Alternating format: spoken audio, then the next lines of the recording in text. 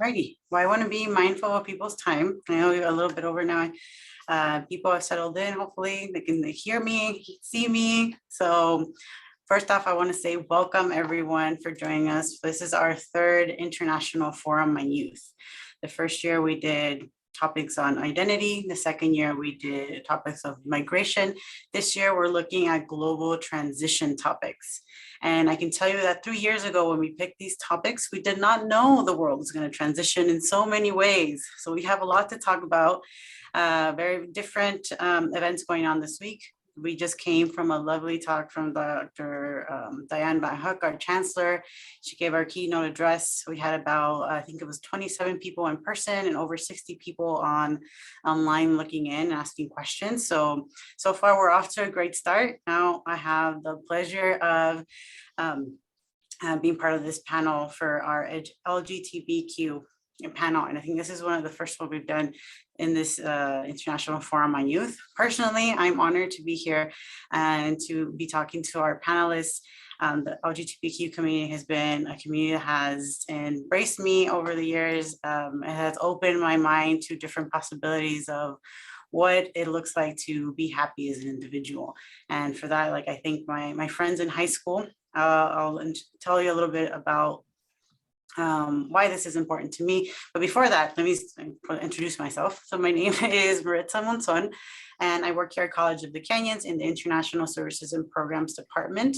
And one of the big things that I love about working in this office is that we get to explore different cultures, different points of view, different just overall perspectives of what the world is and what the world can be. And so today, I encourage you, as our panelists are talking, will be, it's going to be a conversation that we're having. And if you have any questions, you can please put them in the chat, and then we'll get to them in the Q&A at the end.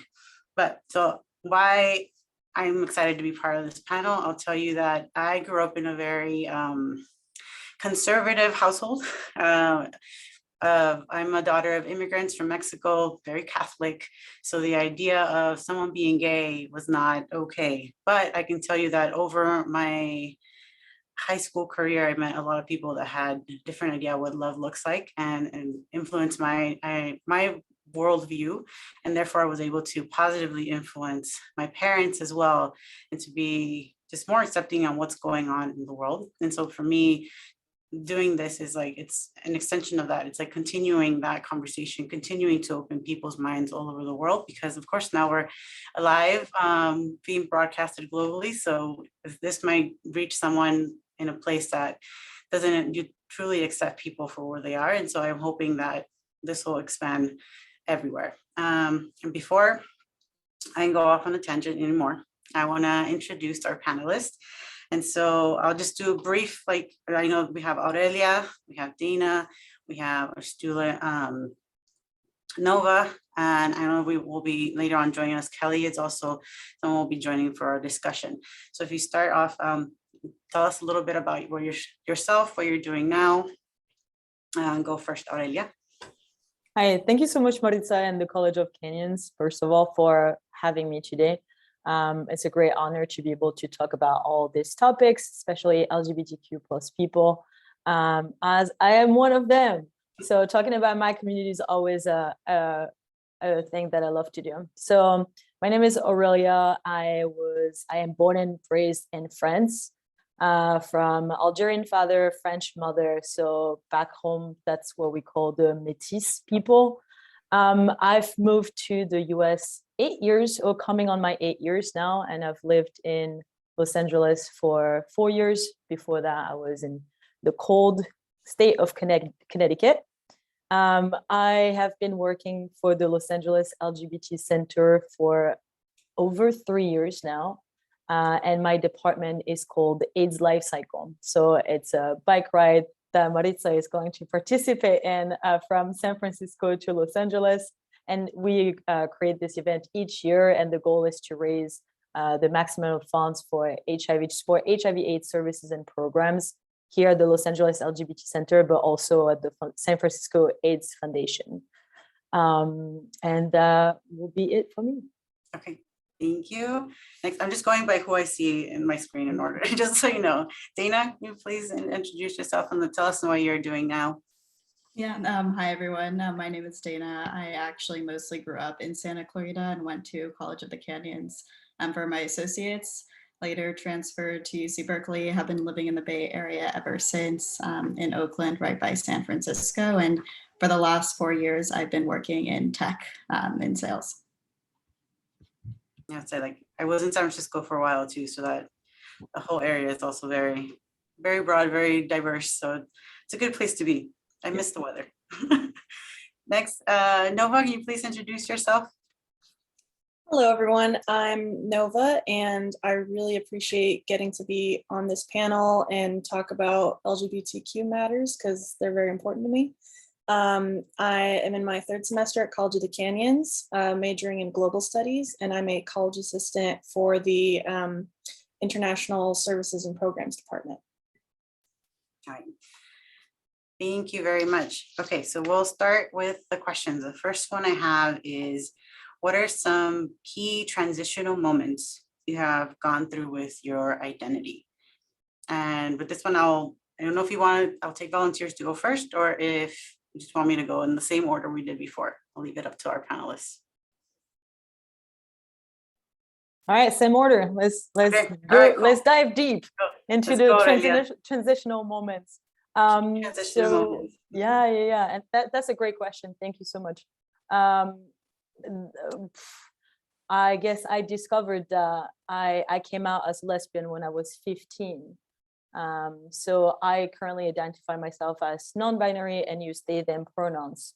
So at the time, I was more, my sexual orientation, was lesbian.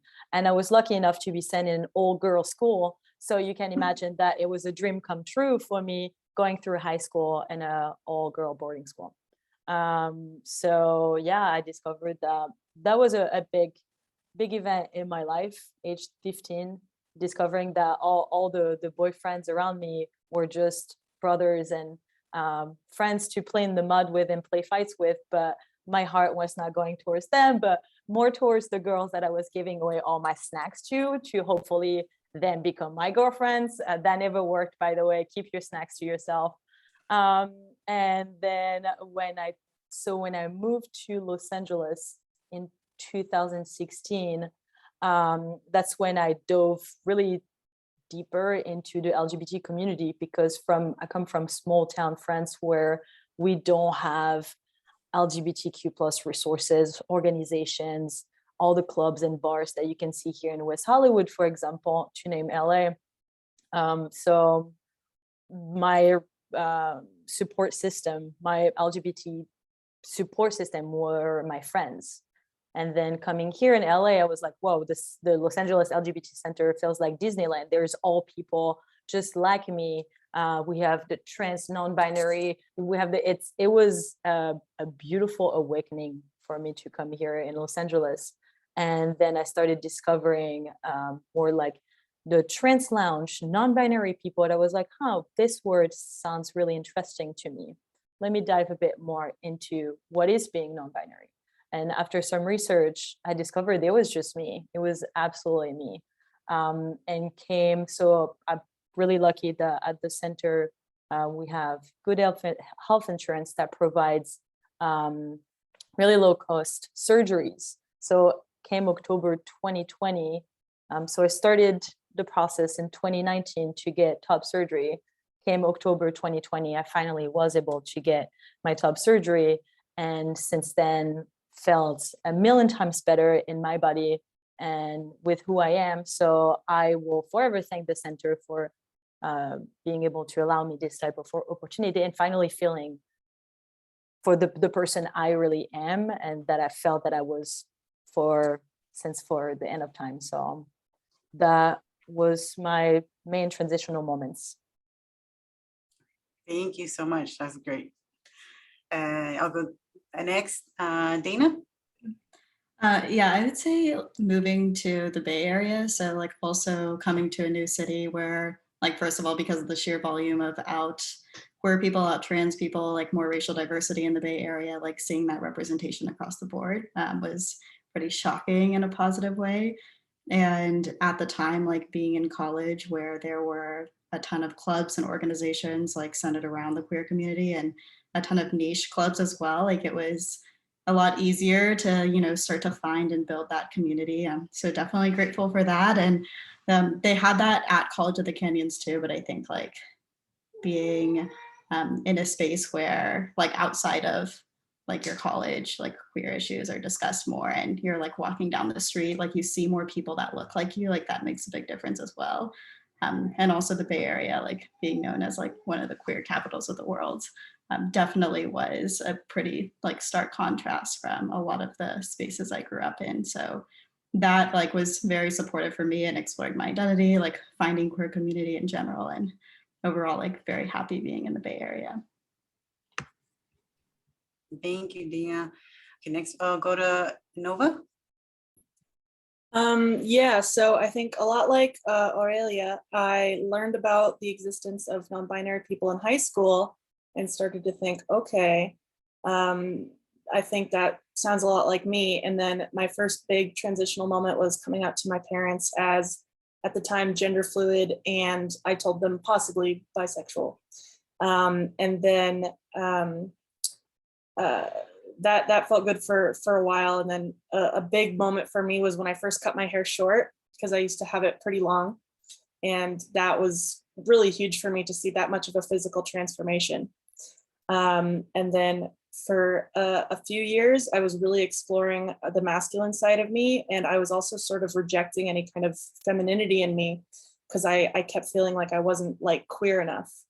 Because I like men, so I thought that being a feminine person assigned female at birth who liked men, you know, how could I call myself, you know, queer and part of the LGBT community? And now I identify as non-binary, and I have re-embraced the feminine parts of me and have decided, you know, I don't care what other people think. I know I'm non-binary and part of the LGBT community. Yes, I echo that. That's great. And I think that's it. Self-exploration is something you never really quite finish, right? It's like you're never done learning. You're never done. It's like you keep growing. So I think we're all on this journey. So I echo that, like having been in high school and having friends who were coming out as gay or bi or all that, it's like helped me change my worldview. I know that there's more than two options, you know, that I was being presented at home. And so having now that I'm part of the AIDS Life Cycle, know that there's a lot more options even then, that, you know, how you live, who you choose to live with. It's like, it's just the pursuit of happiness, I would say. Like everyone's on their own path. Thank you. That was our first question. So then I'll transition into the next one. Do you see more or less acceptance of LGBTQ in society? Aurelia?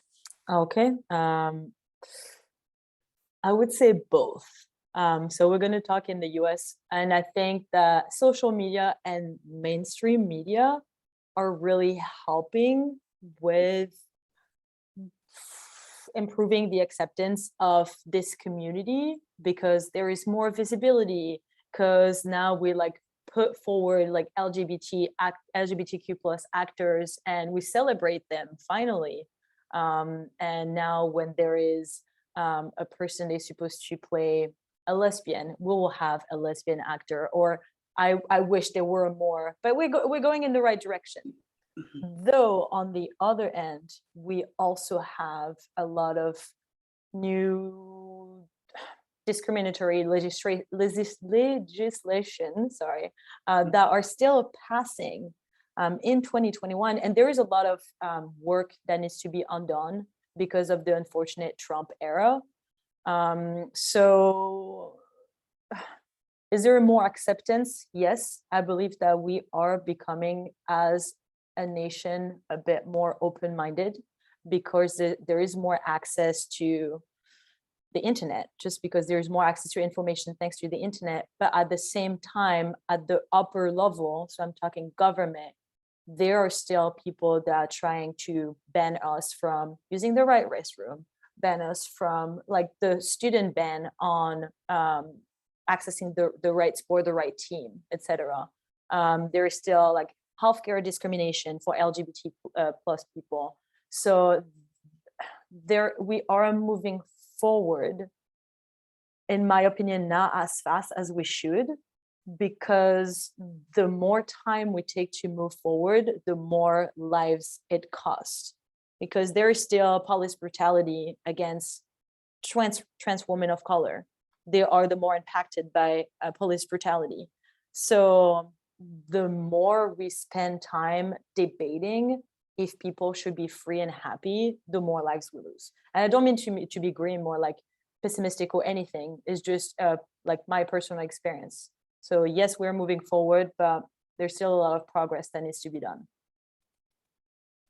Yeah, I agree with all of that. And would also add that it kind of depends where, right? Like in general, there's a lot more information available. So even taking like gender identity as an example, like now versus even 3 to 5 years ago, like 5 years ago, it wasn't common for me to use they, them pronouns. Like I didn't really know a lot of people who identified as non-binary. But with social media, like Aurelia said, and more people talking to each other, like it's more commonly discussed. And Gen Z, like there are more queer kids identifying as gender fluid and queer at such a young age than ever before. Like I never could have imagined being out in high school. It was like still a slur to call someone a lesbian. That was like the worst insult that you can have in high school. So yeah, like with all of that, there are definitely folks that are upset by that. And to that regard, that's where you see like a little bit of regression in some areas and a lot more work that needs to be done, but generally with more people talking to each other and being like the ability with social media to be more public about exploring their identities. Like there's also a lot of progress on that side. Thank you, Dina. Nova? I would definitely echo both of their points in that there's sort of been both more acceptance and a lot of pushback, because any group that becomes more out and proud and loud, like the Black Lives Matter movement or any other kind of civil rights movement, being more visible creates more acceptance and normalization, but then there also becomes a lot of pushback by people who beforehand, when they weren't exposed to it, there was nothing for them to sort of push back against, because it just wasn't really a part of their world. And so, you know, I think we've definitely seen a lot of that pushback once we start naming things and asking for things like civil rights. But I do think I definitely see, it definitely depends on where you live, but in my community, I definitely see just a lot more normalization of both non-binary people and any other LGBT people, and the use of they, them pronouns. I've seen just it become a lot more normalized, which is really wonderful to see. I would just ask also, Maritza, there's, so like you were saying, Nova, it's a really good point, the normalization of LGBTQ plus community, but sometimes there's also an asterisk to all of that, is I accept it in my comfort zone, but so like I support pride and whatnot, but then when it's time for someone's kid, for example, to play on the same soccer team as a trans kid, they would be like, no, that I don't accept. And so there is, once again, a little open-mindedness that is happening, but I feel like there's sometimes the little asterisk that says like, if that falls into my comfort zone. So we still have, as LGBTQ plus people, to still bend to other people's expectations and can't fully live at 100%. Like if I were to go to Texas, I would look up LGBTQ plus bars or clubs, or is it safe, or this and that, because I would not feel safe going there, just to name like a random state. But I hope there's no Texan here. They're like, no, that's not true.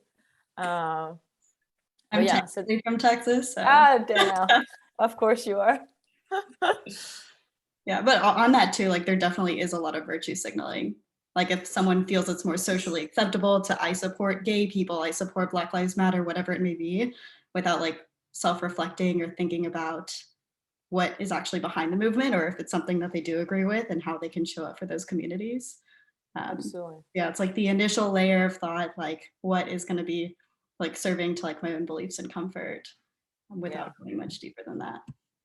And we see a lot of also performative acceptance, especially from big corporation that will put like it's June, it's Pride Month, and they put like flags, they like stick a flag, a rainbow flag on everything. And then when you try to follow up, it's like, are you then taking the benefits of your sale and giving them to other nonprofit that support LGBTQ plus youth or whatever it is? They're like, well, no. Okay, so it's just performative. There is no depth to what you're doing right now. Yeah, and also a way to make money. Like the more people who are out, exactly. Right? Like if we market to queer people. Exactly. Yeah, corporations sort of decided at some point that it became more profitable to support LGBT people rather than less profitable. And so it's really a business decision when it comes to corporations. Which in a way, it's like it gets more visibility, but you know, the price is like, oh, I have to make money out of it, otherwise it's not worth it, which sucks on that end. But I wanted to, because you mentioned, you know, moving or like going to Texas or something, but have you had that experience as well internationally? Like if you travel to different countries, are you also looking up what the maybe acceptance is like there? And my follow-up question to that is like, where do you go to search? What's a good place? The Google Academy is where I will go, honestly. But to answer your question in a more serious matter, every time I travel, I will look for an LGBT bar. I will look for places like that because of previous experience. I present like more on the masculine side, and I often get looks even here in Los Angeles. Oh, is this a boy? Is this a girl? What is this? And it instills fear in people, the unknown. So, and the best reaction to the unknown is anger and fear and pushing away. So I mean, when I was back home and holding hands with a partner at the time, we got thrown rocks at for being two women together, like traveling in Ireland. Some men tried to get into a fight with us because we're two women and they didn't appreciate that. So there are different places where a lot of incidents have happened just because of the way I look, but also because of my sexual orientation. So therefore, I have to always think about safety first. My personal safety and my partner's safety, if there is one at the time, because things can go south really quickly, unfortunately. And because I don't present like a cis woman with long hair and really feminine, I cannot play the card of, oh, I can pass. I don't pass. I just look gay. That's the bottom line here. And therefore, my safety can be compromised depending on where I will be, where I will end up. So to give you another example, at some point I did a coast to coast trip in my car camping. While I had to like have a weapon, I felt like I had to have a little weapon with me. No guns, nothing crazy, but I was always like I always had to be vigilant of the people that were around me, just to make sure that if I see a signal that I'll go, I will have to leave. Yeah, I would also say that like my thought process around this question was like very different when I was more femme presenting and had long hair versus now. So like when I like was more femme presenting and like at the time like also had a girlfriend who was more femme presenting in LA, like I'm not really as worried about being like hurt or attacked. Like the comments that we would get were more misogynistic than anything. Like if it was obvious that we're a couple, and then traveling in that regard, like it is like some sense of security to know that like I was like straight passing at the time. So even though internally I may not feel safe in certain countries, like if I was alone, like especially, like I could like buy into that privilege temporarily. And now it's very different. Like the comments that I would get are not the same as like when I was someone who was more femme presenting. But definitely like consideration when traveling. Reddit is my best friend. You can find anything on Reddit, so I usually look there. Good, thank you. I feel very lucky to not have been an experience where I felt a threat to my safety. And I haven't really been abroad since transitioning into being non-binary. But I'm often able to pass, which, like Dana said, I'll take advantage of that privilege when I have it. But I wanted to go, I was considering going to Argentina with a friend, but then my question was, well, am I going to be safe going there looking the way that I do? Even just having short hair as somebody who kind of looks female. So yeah, that's definitely a consideration. And then as somebody who is sometimes more able to pass, it's definitely important to me to remember that a lot of people are really not safe because they don't pass as anything other than queer. Thank you for that. Okay, so about the next question, which I think goes into it. I see from, kind of the dangers we've encountered or where you felt uncomfortable, but I kind of want to know if that you've had a moment where, or an experience where you felt truly represented and included. And so what was that like? Where was that? Are you talking in our workplace or in I general? know, anywhere really. Anywhere. Yeah. Okay, well, I will say, working for the Los Angeles LGBT Center, I felt included and represented every single day. I love to tell my friends, I feel like I am going to Disneyland every day. It's run by queer people, for queer people, but also allies in general. It's for human beings, and that's the beauty of it. Is there are no discrimination, never felt discriminated. Mind you, before that, I used to work as a boat mechanic. So it was mostly men. There were only like one other woman in Marina Del Rey that was working on boats. So that was a really toxic environment. And then I went from that to everybody is queer and happy and friendly and accepting. So yeah, I work at the LGBT Center. I can't say more than that. Yeah, like I'd say any space where the majority is someone you can like relate to from an identity perspective, whether that's like majority like queer or however you identify. And like working in tech, I've never worked with anyone who looks like me, like in my field. And especially like in leadership, right? Like it's mostly men, mostly like cis white men. And I can't imagine being in a position where like you're constantly surrounded by like other like white men, for example, who share your identity and a lot of your experiences. Like that's just something that like doesn't really exist in our world right now in most spaces. So being like with friends in community, like at a queer event, there are a ton of them out here. You kind of forget that, like straight people also exist. And it's like a really nice feeling just to be like with your people and in your community. I would say that the biggest moment that I felt really truly included was when I was in the audience of a live podcast, and I happened to have been brought up on stage as an audience guest member. And the podcaster, I had mentioned something about being non-binary, and then when I was talking later, he kind of stopped me and said, "Well, you mentioned being non-binary, so I just want to make sure that I know what your pronouns are."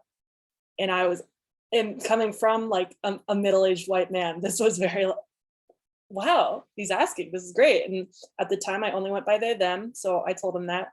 And every subsequent time I spoke with him, he always made sure to use my correct pronouns.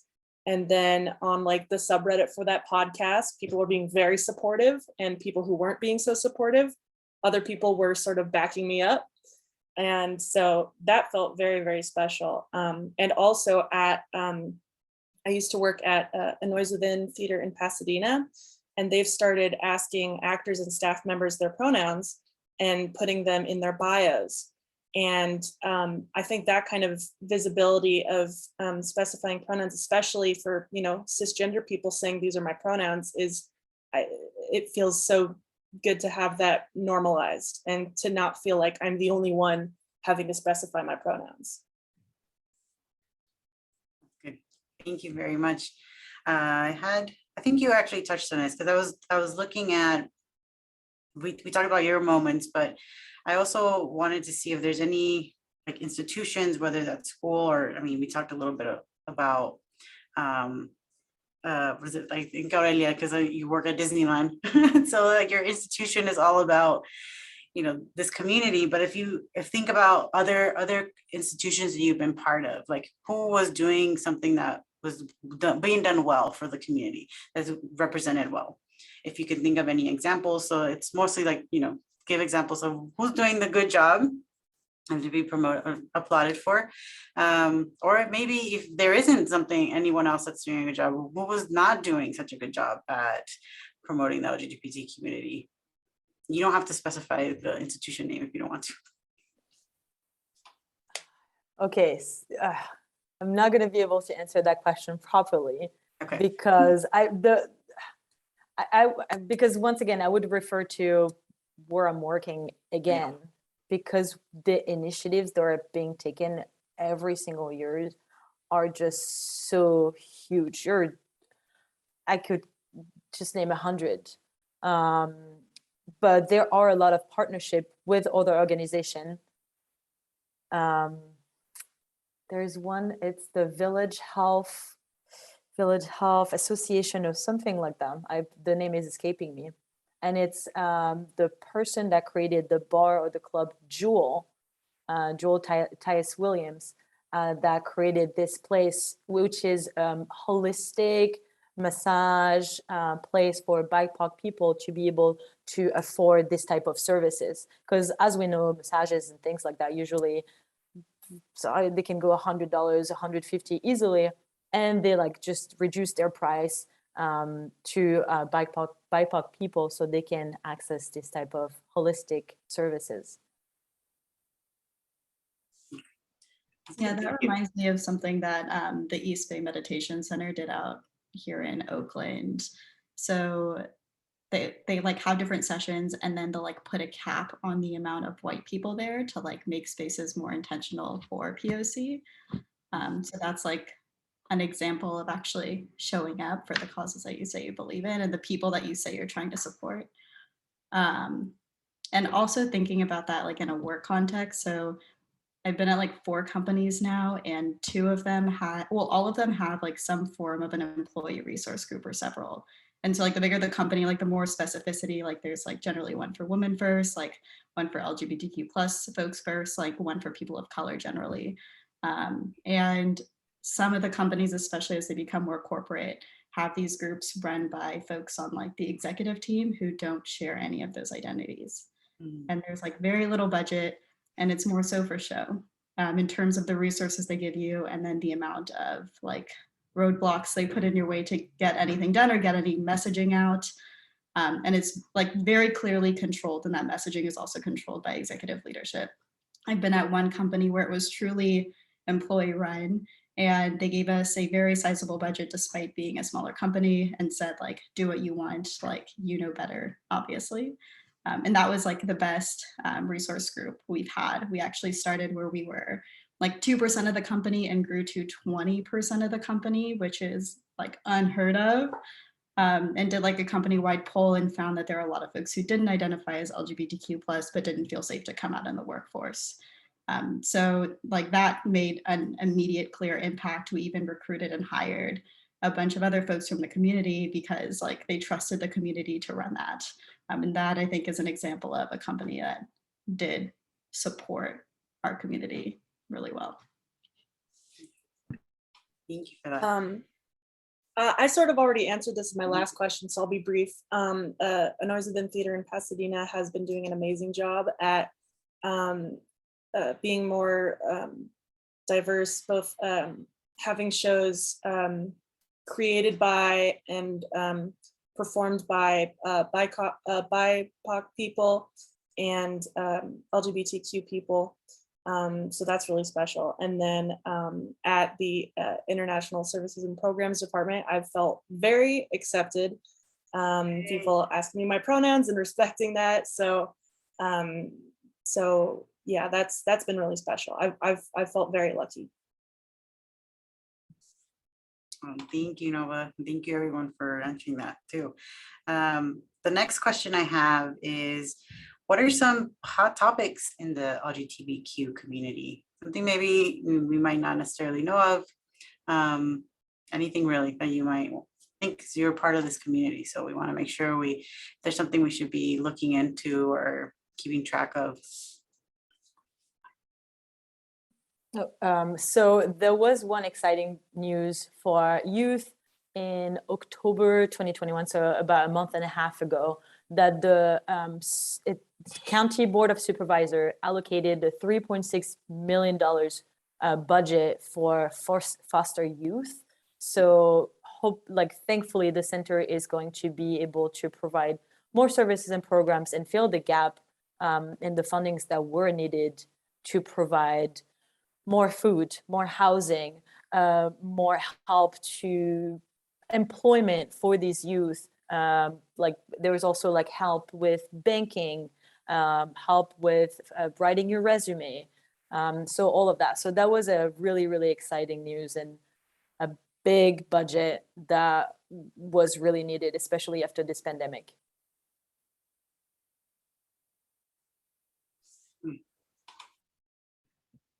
Yeah, I thought about this. I think this is a pretty tough question because always changes, really depends where you're at, and also what other identities you share. So I'm more likely to be more attuned to questions to explore relating to race and gender identity. And then also other identities that a lot of my friends and people that I spend a lot of time with also occupy. But other queer folks may feel completely differently, right? And so I think it's an ongoing conversation and also depends on who we surround ourselves with. That is very true. I would definitely echo that, in that my scope is going to be limited to myself and the people around me, mostly, especially because I'm not really on social media. But I think for me, a hot topic right now would be pronouns and having them be more accepted and normalized to include in email signatures, bios, and for more and more cisgender people doing that to normalize it. And then I think I think also just less of a focus on getting really specific about labels and just having whatever labels you choose, and then being accepted under, whether you're under the non-binary umbrella or if you just sort of identify as queer. Because when I was younger, especially in high school, I felt really pressured to find a very specific and accurate label. And now I'm just happy with identifying with the umbrella term as non-binary. So I think there's going to be more of a focus on that. And then we'll also like to add in the hot topics is the legislation. Are we I think we're all on the edge of our seat to see what other bills are going to pass to overturn once again what Trump did in the past 4 years of his presidency, unfortunately. But just to see, are trans students going to be able to join the team that they need? Are we going to be able to access healthcare without discrimination? And also I feel a lot of people are hiding themselves behind religious motivated beliefs of, this is my religion, therefore I am able to discriminate, in places where religion should not even be considered. For example, school or the healthcare system. So I think this is also a massive topic because it pertains to our livelihood. Can we just travel places in the US and still be served for food? Can we enter a bakery without being pushed outside? Can we go to this hospital, which is in a different state, and still get service? So these are the massive topics. And I think the Biden administration is under a magnifying glass to see what is the next move that his administration will be doing for the LGBTQ plus community, because that's something that he vouched to overturn. So that is, I think, the biggest topics, and there's a lot of work to be undone. Also on like trans people in like sports in particular, that's something that I've been thinking about a lot. And there's this really good documentary, I think I saw it on Hulu, called Changing the Game, if anyone's interested, that follows like trans athletes in high school. But yeah, I mean, like in the Bay Area, there are a lot of locally organized sports, many of which are predominantly queer. And so like we have plenty of trans folks playing, but then as things get like more organized, like more corporate, then you have organizations that run teams like in different cities and states. Like they're literally saying that trans people can't play, basically. So that documentary covers it in a much better way than I ever could, but would highly recommend. Yeah, thank you for that. I always love documentaries. I remember seeing, there's a reality show, I can't remember what it's called, but it follows a trans teen. And it was on a couple years ago, and I remember when I first saw the clips for that, I was like, oh, like I felt like, oh, the world's changing. Like they're having a reality TV, even though I don't like reality TV really, unless it's like food. But I'm like, they have a reality TV show about a trans individual. Like I feel like that's gonna reach so many households, and it's just having that representation is great. And I can tell you that when I was in high school and college, the big topic was gay marriage. And I remember I had two of my friends got married, and then I have a cousin who got married. But even among our family, that whole thing was like, should they get married? Should they not? I'm like, why do you care what other people do in their own house? Like, it's like, but I know having conversation with my own family, it's like, because they're religious, a whole Catholic thing.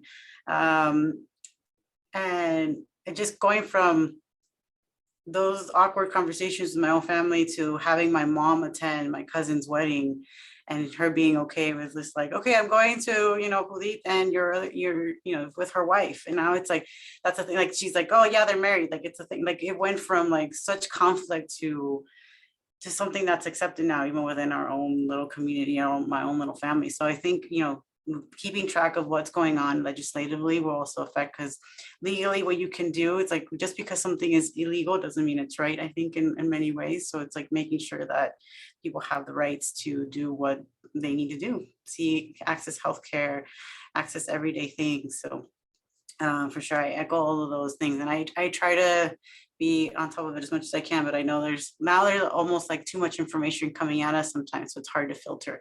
Dana, I also echo, like, it depends on who you're around, right? With what you're going to be exposed to, what you're going to be, what's going to kind of be highlighted for you that you track. Because I'm also part of, the brown LGBTQ is in my radar, and people of color is in my radar, and so a lot of things come your way, and some of them cross, and so we have to kind of realize where that is and where your interests are, and hopefully there's ways to also help the situation get the word out in the right direction.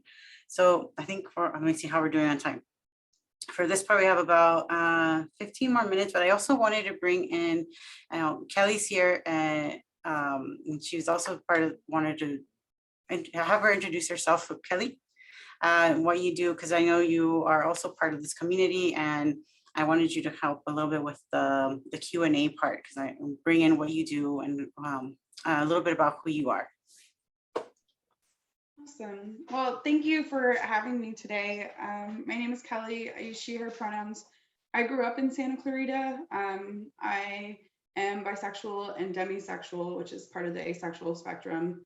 And growing up here, I didn't really ever see myself represented. So I didn't really learn about who I was so much as who I wasn't, by seeing negative examples of other people and saying like, oh, well, whatever that is, that's not me. I went to grad school in Scotland, and living in Edinburgh, I was on 3 different sports teams that were LGBTQ only. So I was on a basketball team that was gender inclusive queer basketball team. I was on a soccer team that was a women only queer soccer team, and I was on an all gender queer soccer team. And all of those were run by government organizations, and that blew my mind. I didn't know that that was a possibility, that the government could care about LGBTQ folks to the extent of making sure we had physical activities to do that were just like for fun. And having that experience and then moving back to Santa Clarita, I got culture shock in my hometown. I came back here and was devastated by the realization that I felt more accepted in a foreign country than I did in the town that I grew up in. And a lot of folks would be completely in disbelief of the sorts of things that happen here. When you think about, we're in LA County, we're in Southern California, we're in California, and a lot of the stuff that I think I've seen or experienced here are things that people wouldn't expect to be here, that maybe like Aurelia was saying earlier about maybe you'd expect in Texas or something like that. So coming back here, I desperately was looking for representation, resources, community, anything of that nature that didn't require me driving all the way to WeHo.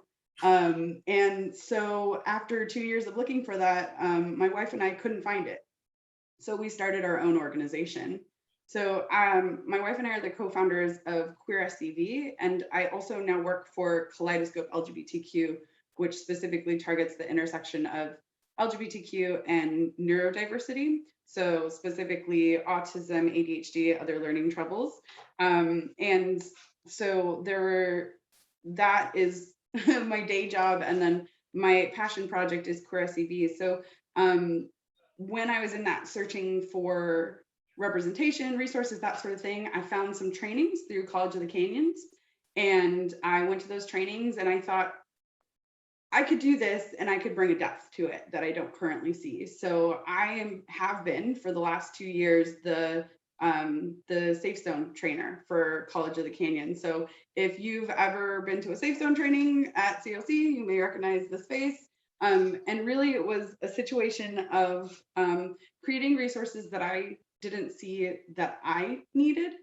And then because of doing that first step, getting pulled into a vacuum of, well, yeah, sure, there aren't things for people in their 30s to do in Santa Clarita who are part of the LGBTQ community, but like, what about the teenagers? So now we run a teen group through the Santa Clarita Public Library, and we have a partnership with PFLAG Santa Clarita, and they're really growing since we've been working with them, and we do a lot of close work also with, I'm on the board for the SCV LGBTQ Center, because a lot of the stuff that is a resource includes having the ability to travel a great distance.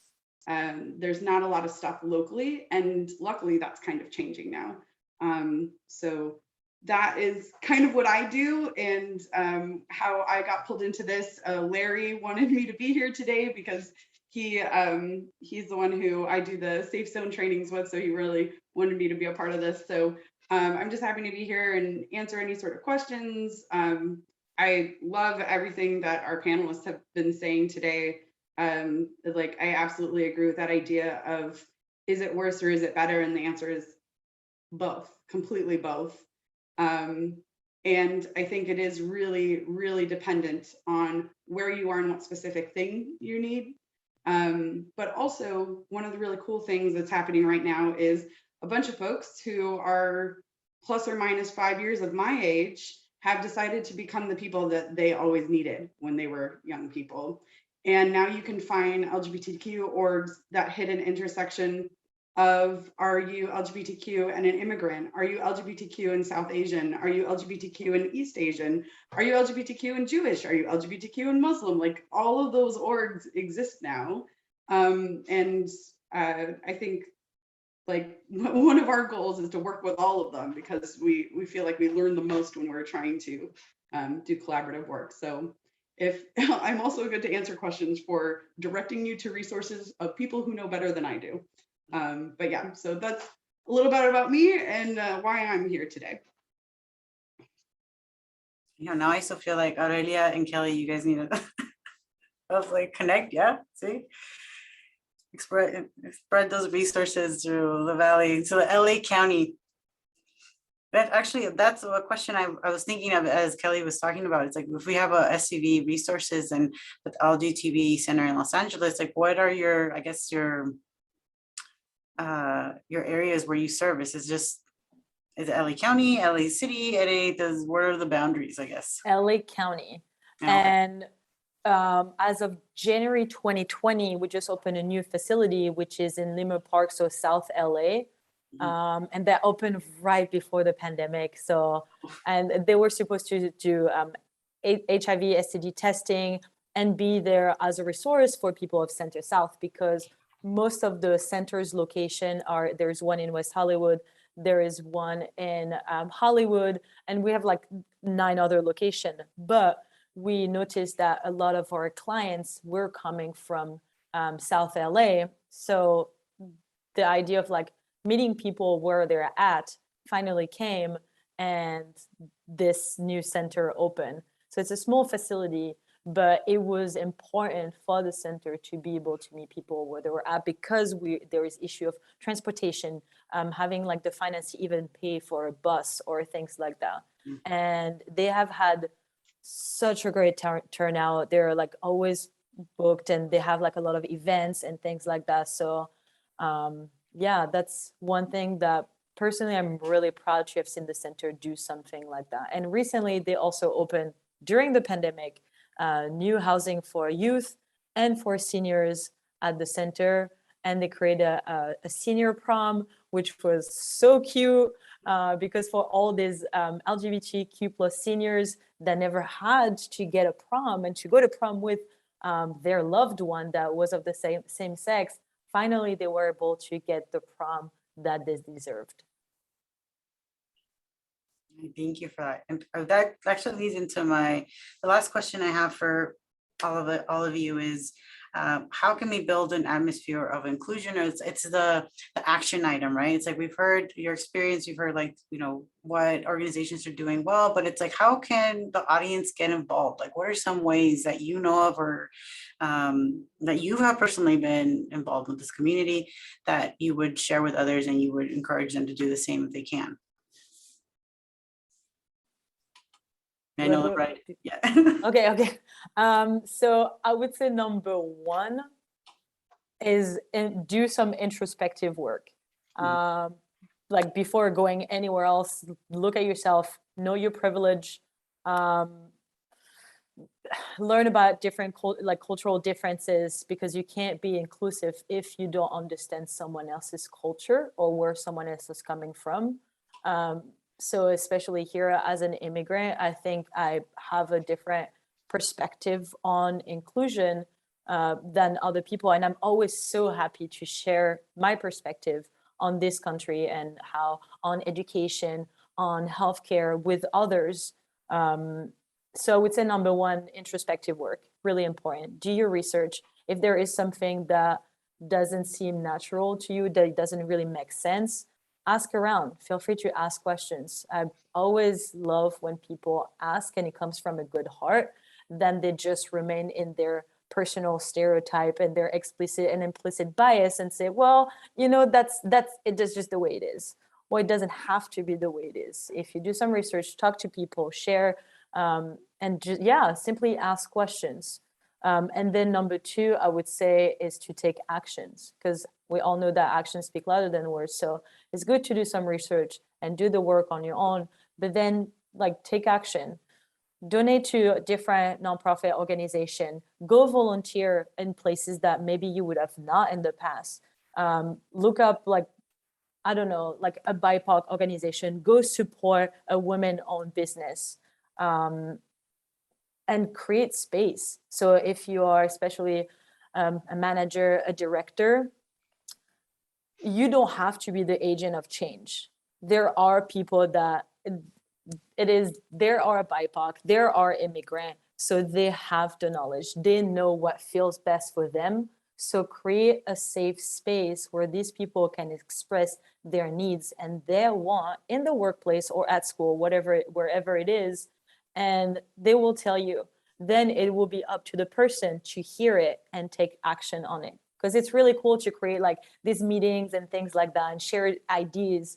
But ideation, if there is no action taken like after that, it's just go up in the air and there's nothing. So I would say creating space, making sure that everybody is heard and represented is very important. Ditto. Everything Aurelia just said. Yeah, and having conversations too with the information you learn from self-introspection and doing research generally is like one of the smaller but like more impactful ways like you can like make a difference in the community, especially if you have family members, like people you work with that are maybe just ignorant to certain issues or actively like against like certain issues related to our community. Like being able to at least like bring them to a little bit more acceptance and understanding would actually make a huge difference in any queer people that they interact with down the line. Oh, and then Nova mentioned earlier, like on pronouns, having that in bios, email signatures, normalizing it more also signals to LGBTQ plus community that you're like making that effort and could create like a sense of like this, like I am someone who like would be curious about or interested and like respectful of your identity. I would definitely echo my fellow panelists in that just being open and understanding and willing to ask questions. And, you know, obviously there's a time and a place for questions, you know, and you have to be respectful if somebody says, you know, I would rather not answer that. But, you know, at least like for me personally, ask away, like, you know, and I know that a lot of people do feel that way. And, you know, if it's not appropriate or something, you can do research online and listen to LGBTQ voices. And then I just wanted to quickly sort of add on to answering the question earlier of what are hot topics. I think from Aurelia and Dana and Kelly's comments, I thought of that. I think really the hottest topic right now sort of is intersectionality. And like Kelly said, having a space for LGBTQ people who are East Asian, who are South Asian, who are Muslim, you know, and just understanding the interrelatedness of everything and how all types of discrimination sort of fit together. So I think that's kind of the hottest topic right now, to sort of answer the question from earlier. I would add one more thing, Maritza, to that is trainings. Like if you can find like different trainings or in your workplace or school organization, wherever you are at, and you feel like there is a lack of knowledge or inclusion or awareness on a specific topic, feel free to go ask your HR director, whomever, to get training on it, because there are experts, there are consultants outside of your organization that have the knowledge, and knowledge is power.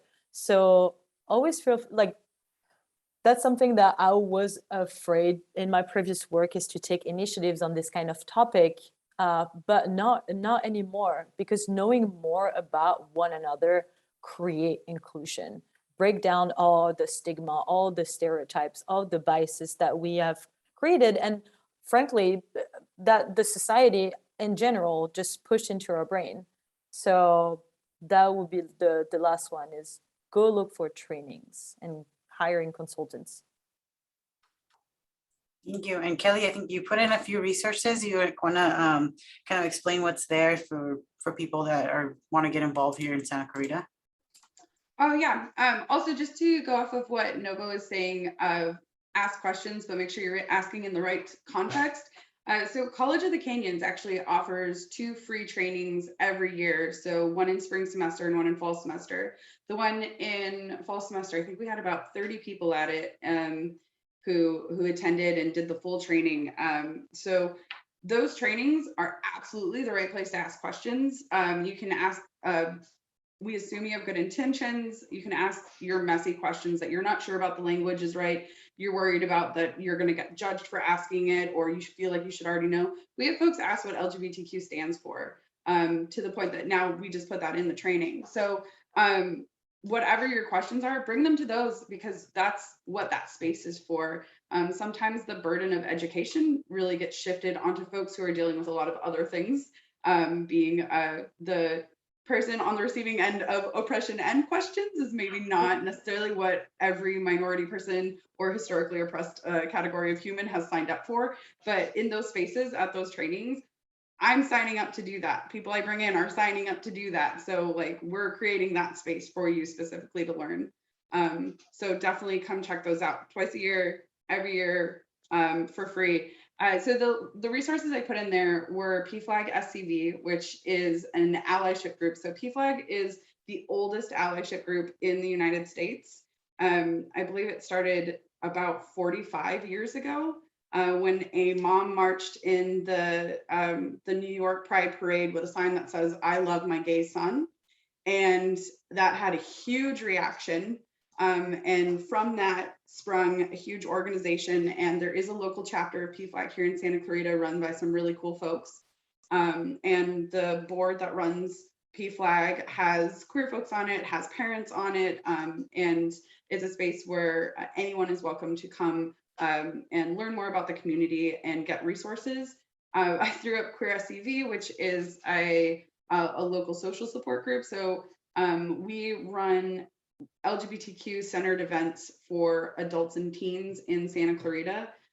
We typically do 2 per month.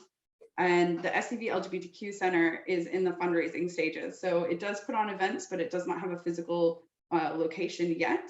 And so if that's something you're interested in learning more about or supporting, I threw that link in there. There's also the Santa Clarita Queer Events Calendar. So if you're running something that is for the LGBTQ community, is for allies of the LGBTQ community, please let me know. And I'm the admin of that calendar. I will throw it on there. We have all of the high school GSAs represented on there, COCs, GSA, and Trans Alliance, Beyond the Binary support group, PFLAG's regular meetings, all sorts of stuff ends up on there. So if you're running an event that is for the community and you don't see it on there, send an email to queerscv@gmail.com and I'll make sure it gets on there. So those are the resources I wanted to put up there. Another one that is not necessarily local, but is also very good is Kaleidoscope LGBTQ, which is the LGBTQ department of the health group. And currently all of the events are online. So if you have folks who are from ages 11 to 24 who are neurodivergent or neurotypical who are looking for LGBTQ support, there are a lot of groups and events run through there, including we're going to be trying an in-person event coming up in December. So if that's something folks are looking for, there's going to be an in-person event coming up. But yeah, so I just wanted to make sure that those resources were out there so that folks know there is starting to be stuff in Santa Clarita. We even had a pride here. I don't know. We had our first pride in Santa Clarita in 2019. Boston Scientific sponsored it. PFLAG, SCV, and Queer SCV put it on in collaboration at a park in Stevenson Ranch. It was a beautiful day of just queer families hanging out, listening to music, getting some local resources. So there is stuff here, and we're trying to make it more visible. It's awesome. Thank you for sharing. Okay, that was the last of my questions. So I wanted to open it up to the audience to ask any questions at this moment. And let me see, I don't think there's any in the chat. Let me check.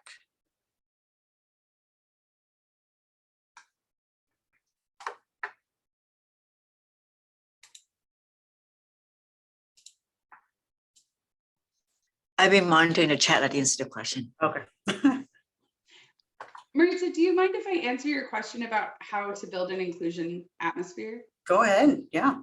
So one of the things that I think is really important and sometimes gets missed is that the leaders, the top tier, whoever is at the highest point of an organization, they have the power through their own actions to set cultural expectations for how LGBTQ folks are treated and how to react to LGBTQ issues. So if there's a company newsletter, if there's something going on in your community that someone at the top, the very, very high, the chancellor, the president, the CEO can come out and openly support, as well as having an action along with it that can really set a precedent that will permeate into the rest of an organization. So I think there's a lot to be said for elevating voices of folks who are a part of the community, but it's also really important for higher level folks to make a very visible action and statement towards being supportive of the LGBTQ community and set a culture. And yeah, that's something that is, it doesn't need to be something huge or grandiose, but just that it's visible. And the other thing is, I think a lot of times when queer folks enter a space, we're thinking about safety in a way that other folks might not be, maybe other historically marginalized communities might be. And so we're looking for symbols of safety. So we want to see something that tells me you can relax in this space, you can breathe easy here, that you don't have to do the extra guarding to make sure that you answer this question in the right way so that folks don't understand who you are all the way and create unsafety. So looking for those signals, things like putting up flags, putting pronouns in email signatures, having signs that explicitly state that is inclusive place is really, really important. And it has to have the training to back it up, because there is a secondary crisis which can occur, and I think does occur sometimes, especially in June, where folks will put out the symbols, put out the visual information that we're inclusive, but they won't actually be able to back it up with the culture that's set in that environment. So it actually creates an even more dangerous space for queer folks, because we enter a space looking for the signals, see the signal, and then relax in a place where we're actually not safe. And if that symbol hadn't been there, we wouldn't have relaxed and we would have been able to better manage our own safety. So putting out the signals, but also doing trainings, making sure that people from the top down are setting cultural precedent for how to engage with and include the LGBTQ community. Thank you for that. So I'm gonna see if there's any questions from the audience. Oh, hold on. I see one now. So we do have a question in the chat. What are some of the topics children's media should discuss about the queer community?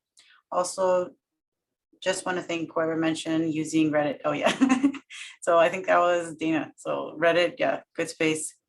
He said, my husband and I are both queer and have a hard time finding queer spaces. But so the question would be, what are some topics in children's media to discuss about the queer community?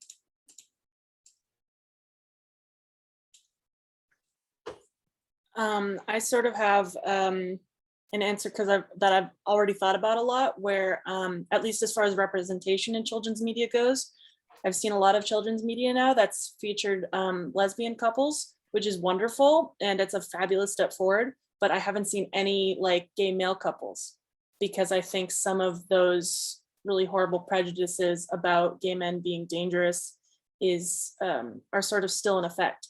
So, you know, I would love to see more representation of all kinds of LGBTQ people in children's media.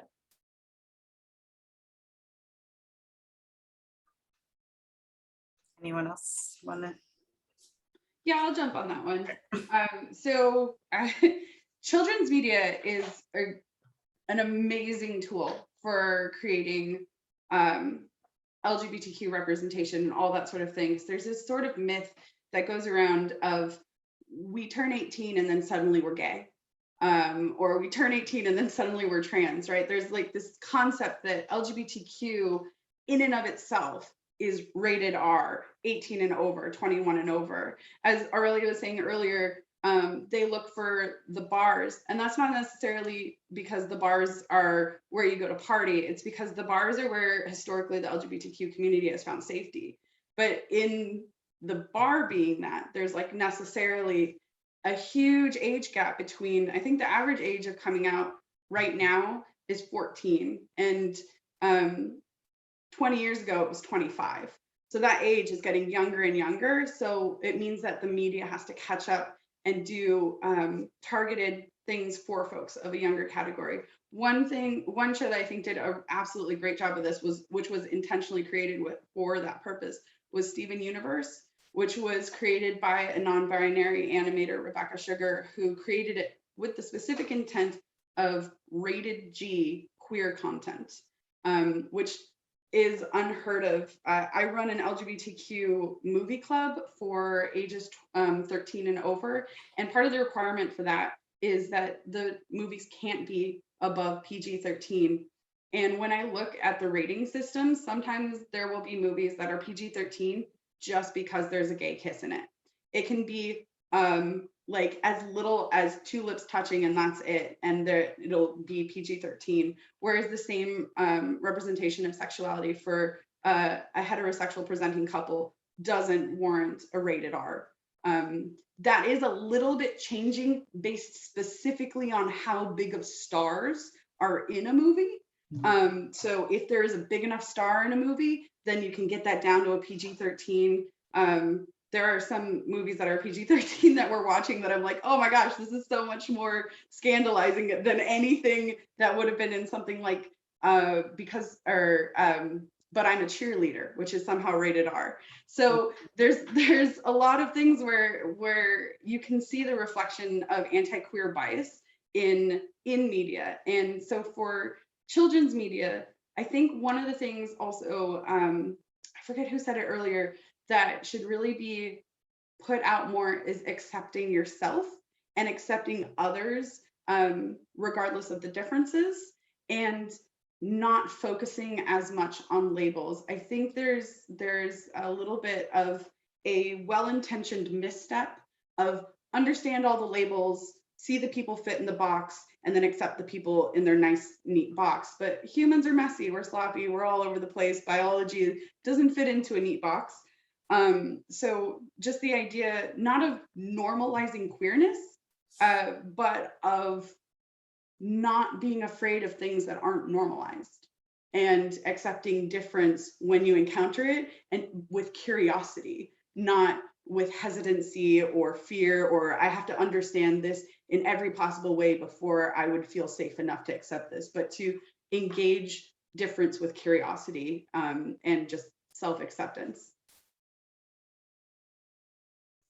I think to add to that, this is a great message for anybody, but I think especially in children's media, is that you don't have to fully understand something to accept it.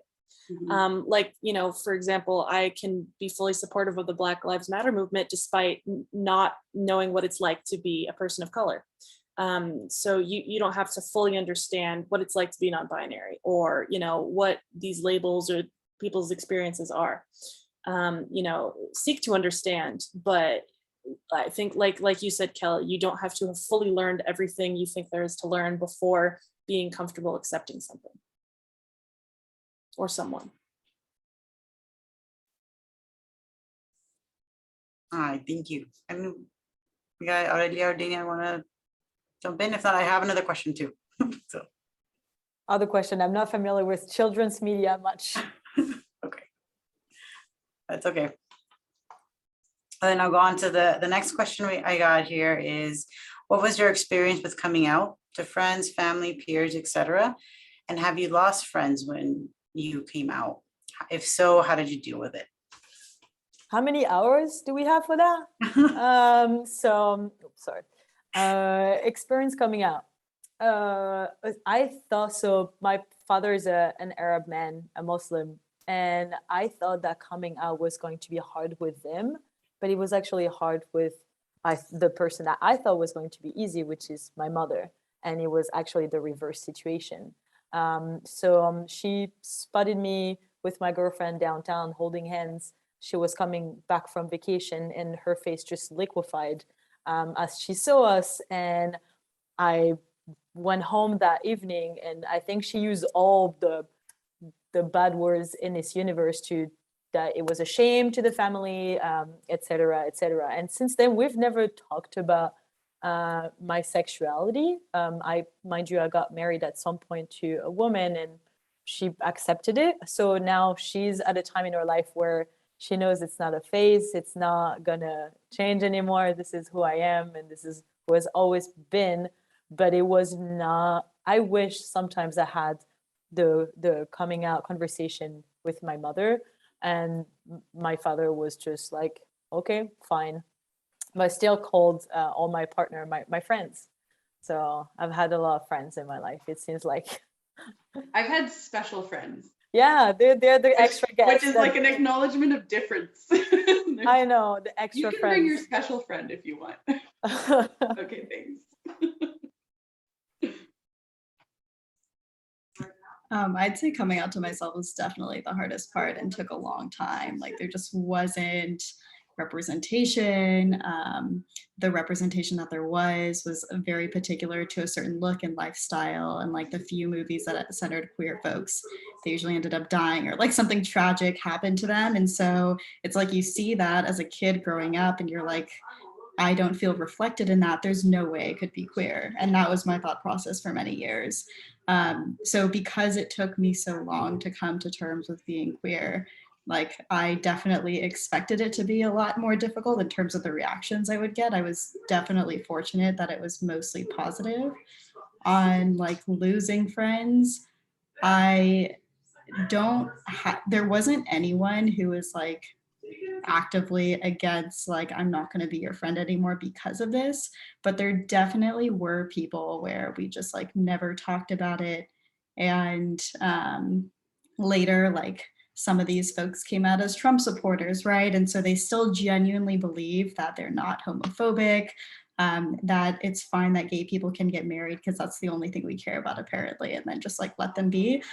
So definitely like more folks who were not really taking steps to like understand or like educate themselves, which is unfortunate. But at the same time, like I gained an entire community of folks who like did support me and also like shared identities, which was like one of the most rewarding parts of it and parts of life now. I was very fortunate to also get mostly positive reactions when I came out as non-binary, but something that was really difficult for me at the time when I was in high school and I came out was that my boyfriend was not happy. And he liked me, he loved me as a woman. And so that put a lot of starting to distance us in our relationship. And he wasn't happy when I cut my hair short. And so it was just, that was really hurtful for me because I, felt jealous of those couples we hear about where, oh, they were married for 20 years, one came out as trans and the other stayed with them and had no problem, but other than that, I do feel fortunate to have gotten mostly positive reactions. I'll add to what Dana was saying of also, yeah, the idea of not being represented, meaning coming out to myself was absolutely the hardest part. And I think that that's really downplayed. One of the things we get as feedback from parents often in the work that I do is what if it's a phase? What if they change their mind, that sort of thing. But that person has been thinking about this for so much longer than the time that they told you. It wasn't something that they thought of like on Wednesday and told mom and dad on Thursday. If I'm sure that because life is a spectrum, there is somebody who that is their situation, but the vast majority of folks put a lot of maybe even overthinking into identity before sharing it. But yeah, I don't think I necessarily the thing that I had to do was understand that other people didn't have the same experience as me. So being bisexual, I'm attracted to folks all across the spectrum. And I understood that I was meant to act on attraction to boys, and I wasn't meant to act on attraction to other people, but I didn't know that other girls weren't having those attractions or having those feelings. I thought we all had those feelings and we just knew we weren't supposed to act on them. For example, the sexualization of women in advertising told me that everyone thinks women's bodies are sexy. What that really, the message it was really delivering is advertising is generally catered to men. So I saw the message of women's bodies are sexy and took it as, oh, we all know this, obviously. But yeah, so it was more of a learning that other folks weren't having the same experience as me, and that and through submerging myself in different groups of folks, like of LGBTQ folks, I kind of, like I said before, learned what I wasn't. So I joined a lesbian group and was like, not quite this, almost. You know, I joined other groups, and figuring out that I was on the asexual spectrum was also a really big component of it, because it meant that a lot of the things that are typically applied to bisexual people in terms of stereotypes is that we're hypersexual, untrustworthy, we'll sleep with anyone. And I was like, oh, that also really doesn't even like a kernel of truth represent me. So coming out to myself was definitely the biggest struggle for not seeing how I saw myself represented in media, in queer folks, in targeted things. I think one of the first places that I really enjoyed and felt seen was at Dyke Day LA, which is put on by actually someone who's trans mask and doesn't even identify as a dyke anymore. But that space was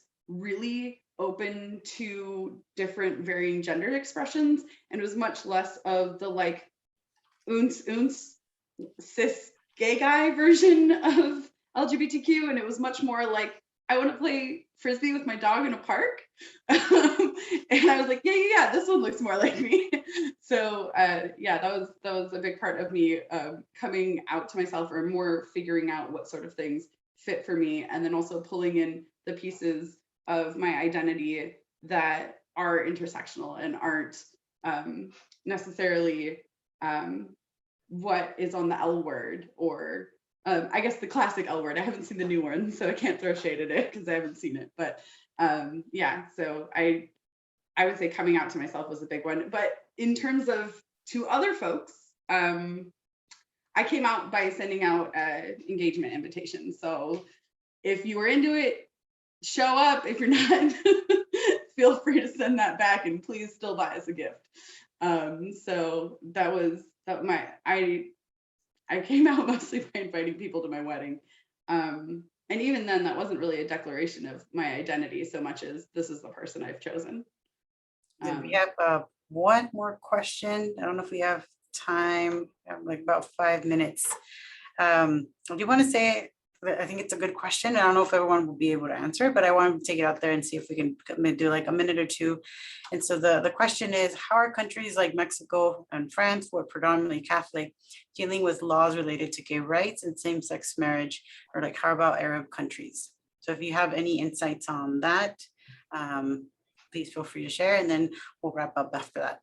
Absolutely. So we'll be talking about France. So gay marriage has been legalized in France, but there was a massive pushback, and especially exactly for what this person mentioned, a reason of religion. Catholicism and Christianity is huge in France, and there were over thousands of people protesting against. It's still passed, though we still are at an age where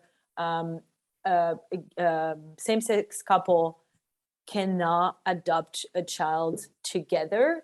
So it will be like the birth mother will be the parent, and then the second parent will have to adopt the kid to make it so they can become also a parent. It's not like an automatic given if these people are married. So there has been progress. I would say I felt more accepted coming to the US than I was in my home country. Which is sad to say, but I think the country of human rights and whatnot, we're really socialist, but we're still also very close-minded in France, my personal opinion on that.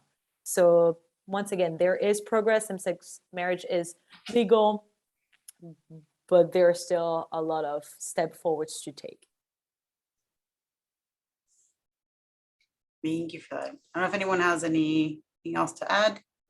Yeah, for that, the country that my dad is from, it's still illegal to be gay. So being caught being gay still has 10 years to life imprisonment is the punishment for that. So there's nothing like gay marriage or anything like that. But even in the same breath, I'll say that they've had 2 years of pride parades now. So there are folks who are out there in the streets risking their freedom and bodily autonomy to be able to push that forward. And there's an organization called SADSOD, which is, I think, sexual orientation, so the anti-discrimination or sexual orientation, something to that extent. But they're out there doing great work, and almost all of the other Caribbean nations have LGBTQ organizations that are doing the same thing, even though most of them, it's either illegal to be gay or illegal to be caught in a homosexual act. So not a huge amount of progress in terms of what's on the books, but still queer folks are out there because not necessarily that they're brave, but because they have to be. Okay. Well, thanks for that. I don't know if anyone else wants to comment. Not on that question, but on the adoption comment. So something that's like wild to me is that a lot of opposite sex couples can just have kids and like also get pregnant on accident. And for most queer folks, like not only is there so much thought and intention put into it, like you also have to be in the right place and like generally have a good amount of money. Like it's very expensive. And these are like one of the everyday things that we may think about because it impacts us, but it's something that like a lot of heterosexual couples may not even consider. No. Okay. Well, thank you very much for that. That's it for the comments. I will say my experience in Mexico, because I know that was part of the question, is that I see my family lives outside of Mexico City. So Mexico City being a big metropolis area is more accepting, but there's still the kind of like the US, the more out you go into kind of the middle of nowhere, the less accepting, and there's pockets where being gay, being bi, it's like more seen, more known, and there's more safe spaces. But as far as laws, I know it's got a long ways to go. And with that, I know we are at time. And so I wanted to just thank everyone again for being here, our panelists. This has been such a great conversation. It's been my pleasure really to guide us through this a little bit and just learn about your experiences as diverse as they are, and try to get the message out there that, you know, being different's okay, that you find your own truth. That's a really, I think, my biggest takeaway today is encouraging people to find their own truth, and that's that, find your own happiness. And I want to plug our next events coming up. Today we also have at 5 p.m. Pacific Standard Time, Migrant Kitchen viewing and discussion. So we'll go over this documentary, PBS documentary series, and also talk to chefs. So we've talked about, you know, the queer community. Now we're going to transition into food. How has food transitioned? Tomorrow we have, you know, admin perspectives and intercultural policies. We have a study abroad panel. We have a presenter from Nepal who is going to present about mentoring youth. Later in the week, we also have a young woman from Poland who is in high school and is starting a networking group that's gone international. So there's a lot going on. We also have our student panel. Of course, we want to hear directly from our students, and we'll conclude with like panel discussion as well, bringing back all of our panelists to talk about what's going on now and how we can, and you know, I guess encourage change and encourage action. And so with that, I'll leave you, and thank you very much for coming. Thank you so much for having us. Thank you. Thank you. Thank you. Thank you for having us. This has been wonderful. That was really great. Thanks.